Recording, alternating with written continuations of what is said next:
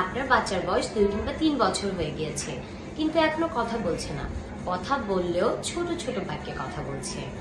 চিন্তা করছেন? তাহলে আজকের ভিডিওটি আপনাদের জন্য। আজকে আমরা জানবো স্পিচ ডিলে কি। স্পিচ ডিলে হলে বাবা মা কিভাবে বাচ্চাদেরকে সাহায্য করতে পারে। আমি নাসরিন নাতাশা নীতি, audiologist and speech language pathologist. চলুন জেনে নেই কিছু সাধারণ লক্ষণ। বাচ্চার বয়স 2 বছর হয়ে গিয়েছে, তাও কম কথা বলছে। শব্দ অনুসরণ করছে না বা অনুকরণ করছে না। বাচ্চার চোখে চোখ রেখে তাকাচ্ছে না, নির্দেশ বুঝছে না, অন্য বাচ্চাদের মতো আচরণ করছে না। এমন যদি দেখে থাকেন, অবশ্যই একজন স্পিচ থেরাপিস্টের শরণাপন্ন হবেন। প্যারেন্টসদের জন্য 5টি টিপস। বাচ্চার সাথে প্রচুর কথা বলুন।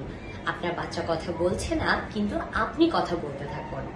একটা বল নিয়ে খেলা করছে, আপনি বলুন, এটা লাল বল, আসো বল দিয়ে খেলা করি, বলটা দেখি, বলটা আমাকে ছুঁড়ে দাও। এরকম করে কথা বলতে থাকুন। আপনি বাইরে যাচ্ছেন, বাচ্চাকে বলেন, দরজা খুলি, পায়ে জুতা পরি, চলো রিক্সায় উঠি। এরকম করে বাচ্চার সাথে প্রচুর পরিমাণে কথা বলতে হবে। বাচ্চার চোখে চোখ রেখে কথা বলুন। এতে বাচ্চার মনোযোগ বৃদ্ধি পাবে এবং কথা বুঝতে ও শুনতে সমস্যা হবে না। স্ক্রিন টাইম বন্ধ করুন। মোবাইল বা টিভি থেকে বাচ্চাকে দূরে রাখুন। এটা বাচ্চাকে কথা বলতে শেখায় না বা ভাষা শেখায় না।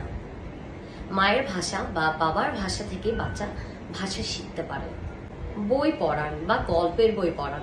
ছোট ছোট গল্পের বই বা রঙিন বই বাচ্চাকে দেখাতে পারেন। এতে করে বাচ্চার মনোযোগ বৃদ্ধি পাবে। একটা বাচ্চা বল খেলছে অথবা একটা বাচ্চা ঘুরতে গিয়েছে, তো আপনি বলতে পারেন, ভাইয়াটা ঘুরতে যাচ্ছে, এইটা হচ্ছে কি একটা পার্ক, এটা মাঠ। এরকম করে বাচ্চাকে বোঝাতে পারেন, অথবা ছবি দেখিয়ে দেখিয়ে গল্প বানিয়ে বলতে পারেন।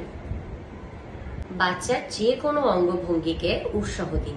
যেমন একটা বল দেখে বাচ্চা বলছে বা, আপনি এটা বলতে পারেন, এটা বল, এটা লাল বল, বল দিয়ে খেলা করি, চলো বলটা তুলি।